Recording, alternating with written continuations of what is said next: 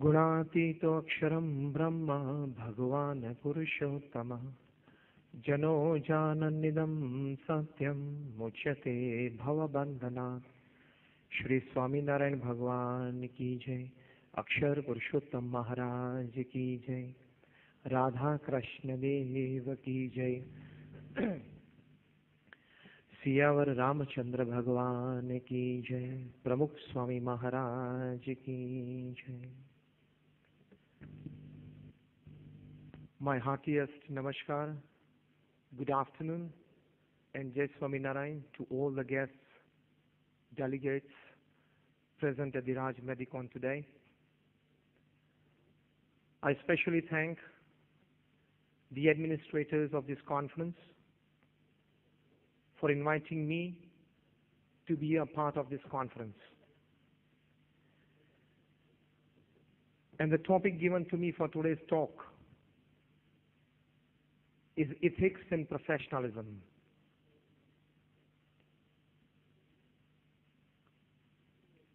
I start with a very small story.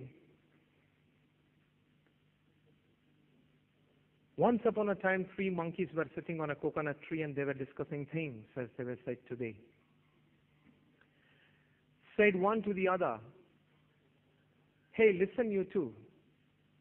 There's a rumor that can't be true that man descended from our noble race." And the other monkey jumped in disgust. He said that the very idea is a disgust. The third monkey said, "Why?" And the first one said, "No monkey has ever deserted his wife and starved her babies. No monkey has taken a knife or a pistol to take somebody's life. And we have never known a mother monk to keep aside her babies with others to bunk."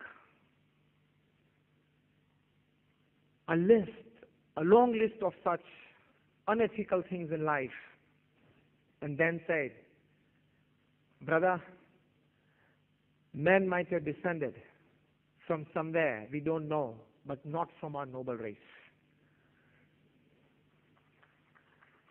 Even the monkeys today are perhaps feeling that man, it's a rumor that he descended from our noble race. The amount of unethical things that we see in the society today. We live in a society where we have fancier houses but broken homes. We have double incomes but more divorces. We have high-rise buildings and low-rise characters. We have broader highways and narrower viewpoints. We have steep profits in businesses and shallow relationships. We have broken the atom, but we have not broken our prejudice. It's difficult to break a prejudice. Man has traveled all the way out of gravity, gone to the moon and has come back, but finds it extremely difficult to cross the road and meet the new neighbor. In short, we have much to show in the show window and nothing in the stockroom. We have much to show in the show window and nothing in the stockroom. The minds are full with a lot of information, with a lot of knowledge, but the heart is empty with wisdom. We have got a lot of information because we are living in the 21st century, the age of information. We have been successful into transforming this information into knowledge. But rarely we have transformed that knowledge into wisdom. That is where ethics come into practice. God has gifted us with this unique sense of intellect which He has not gifted to any other living existence upon this earth. Yes or no? The first thing that we should think about is, why me at the top of the animal kingdom? I am selected with this power to think, power to gather information, power to convert that information into knowledge. Why me and no other animal? We have stopped here. We have not transformed a lot of knowledge that we have gained from all types of information into wisdom, and that is why we have made a mess upon this planet. The most urgent need for the Western man, the most urgent need for the 21st century so-called civilized man is to reignite that divine element in him, and that is called ethics. Richard Bach wrote in Jonathan Livingston Seagull that many lives and many years have passed by for man to understand that there is life beyond luxury, there is life beyond money, there is life beyond materialistic pleasures, there is life beyond power in the flock. That life is ethical and God-loving life. Remember, by unethical practices in any profession, be it a medical practice or be it a sannyasi, unethical practice may land you in the house of power, may land you on the seat of luxury, but total satisfaction, total contentment, profound peace within, which is the essence of human living, you will never get it by unethical practices. It is a fundamental truth, and nobody can deny truth. Because as the third law of motion taught to us by Sir Isaac Newton, action and reaction are always equal and opposite. Yes or no? In the same way, any type of unethical practice, you will have to pay for it, if not today, tomorrow. If not tomorrow, day after tomorrow. After 1 week, 1 month, 1 year, 10 years, and the scriptures say, if not in this birth, next birth. We have to pay for it. And you pay it with compound interest. Otherwise, the system won't run. The universe won't run. If money, no. Sometimes you pay back by your health. Sometimes you pay back by your broken relationships. Sometimes you pay back by scattered family members. And sometimes you pay back even by suicides. It is not that if you take unethical money or do unethical practice, it goes by the same way. It has 1,000 ways to go out of you. And it goes. So your prized possession is not your status. Your prized possession is not your power. Your prized possession is not your money. Your prized possession is your ethical practice in profession. That is your most prized possession.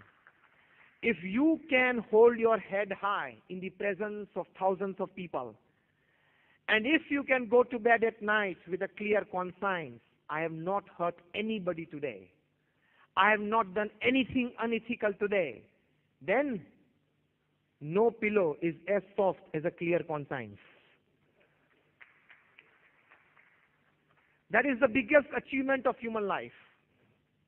Otherwise, to grab somebody's food is a dog's job. Is to grab somebody's place is an animal's job. It's not a human's job. Living in a dignified way as a human being is the first duty, of a human being. So ethical practice in any profession is our prized possession. And man, they are known for their ethical practices. And remember one thing. Talent and intelligence converted into knowledge and experience can take you to any heights. But only ethics and character can keep you there. The day you keep aside character, the day you keep aside ethics, your any amount of talent, any amount of intelligence, any amount of knowledge, and any amount of experience can become zero in a single second. And we all know hundreds of examples in this society today, because what a man should be is in the scriptures, and what a man is in the newspapers. What a man should be is in the Srimad Bhagavad Gita. or in the scriptures. And what a man is in the newspapers. You may be the president of the International Monetary Fund, or you may be the director of McKinsey. You may be anybody, Strauss, Ken, or Rajat Gupta. Your talent and intelligence and knowledge can take you to any heights. But if you lose ethics, if you lose character, within seconds, it can bring you to zero. No need to fear. Love ethics. Don't follow ethics out of fear. You have to follow ethics out of love for it. The first and the foremost responsibility of a human being is to be a gentleman. Doctors afterwards. Sannyasi afterwards. The first and the foremost duty of a human being is to be a perfect gentleman. And for that, certain kind of thinking, certain kind of behavioral practices, certain kind of prescription practices. I'm using particularly your terminologies because we are doctors here. Certain kind of personal ethics are to be followed to live a perfect human life, to be a perfect gentleman. I want to ask you a question. Did you labor a lot to get into medicine once upon a time? Yes or no? After getting into medicine, did you labor a lot to get out of it? With flying colors. After that, you labored a lot to get into PG? Yes. After that, you labored a lot to actually set your practice in the society? Yes. That means from day one, we have all labored. It's a human endeavor. We have all labored. Now, the toughest labor is to synchronize ethics into profession, to weave ethics into your practice, to synchronize humanity and profession. That is the biggest challenge of the 21st century for any professional in any field. So ethics in profession is like a diamond in a golden crown. You all are very respected people in this society. You go to small villages and people take you as demigods. They have tremendous trust in doctors because they say that my health, physical, mental, many times emotional as well, depends upon you. The first and the foremost thing when it comes to behavioral ethics is, as Stephen Covey puts in, empathic listening. Don't take any patient for granted. When he comes and says, sir, since last 10 days I'm having temperatures, and comes and goes, oh, I come to know what you have. You prescribe the medicine. Because you want to attend 150 patients a day. Ethics in professionalism starts with this. The first basic step in any profession when it comes to ethics is empathic listening. Listen with a patient mind till he wants to talk, and if he talks, starts to talk again, listen. Doctors are made in this world to listen, not to talk like us. We are made to talk. You are made to listen. That is your first and foremost. You are paid for it. As they say, I read at a particular reception counter many months back. You can see, in a corporate, we don't pay you for your brains. We just reward you for using it intelligently and wisely.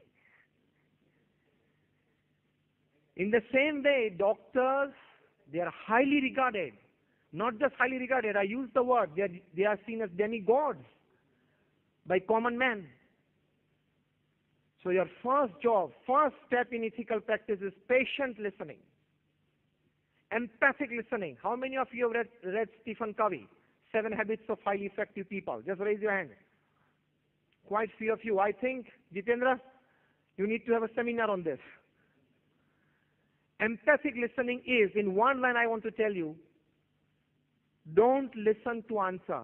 Listen to understand the need and concern. That is called empathic listening. Listen to the patient, not to prescribe. At present, we are listening to the patient to prescribe. You need to prescribe it, but first, you must listen to understand his needs and his concerns. Most of the times, most of the patients have this experience. As friends, I want to share with you today that when we go to the doctor, when we just start our talk, within the second line, he said, okay, I know what is wrong with you, and he prescribes and gives us the prescription. Go and get the medicine. But along with a couple of things, along with the temperature, he wants to tell you I have a backache. Along with that, he says that every day I wake up half midnight, that is midnight. Even in the morning I get some cough. In the evening I don't have it. He has a list of 10 other minor things to tell you. You just go by the first two sentences and prescribe. Mostly it happens, yes or no? This is not called empathic listening. Don't listen to answer and prescribe. Listen to understand the need and concern. That is first step towards empathic listening.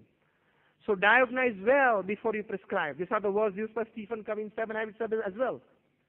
Diagnose properly to prescribe. This is the most important thing. Along with that, after empathic listening, second important thing is that trust of the patient. Now this word, when I have used, don't take it lightly.